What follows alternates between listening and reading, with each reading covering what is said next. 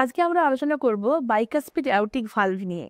এটি সব থেকে কমন কনজেনিটাল হার্ট ডিজিজ, যেখানে অ্যাওর্টিক ভালভটা দুপর্দার হয়। এতে কি হয়, কিছু কিছু বাচ্চার প্রচণ্ডভাবে বাধা হয়, অর্থাৎ অ্যাওর্টিক স্টেনোসিস হয়, এবং কারোর ভালভটা লিক করে।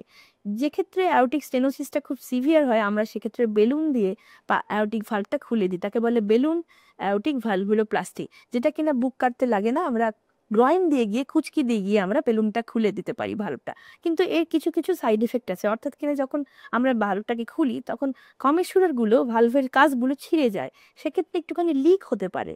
এই লিকটা আমরা পরবর্তীকালে ফলো আপ করি, এবং খুব খুব খারাপ ক্ষেত্রে যেখানে ভালভটা খুব টাইট থাকে বা খুবই ডিসপ্লাস্টিক থাকে, সেক্ষেত্রে পরবর্তীকালে ভালভ রিপেয়ার বা রিপ্লেসমেন্টের দরকার হয়। কিন্তু কিছু কিছু ক্ষেত্রে দেখা যায় যে বেল আউট হিসেবে বাচ্চার যখন খুবই শ্বাসকষ্ট হচ্ছে, বাচ্চা হাঁপাচ্ছে, তখন এই বেলুন কিন্তু লাইফ সেভিং।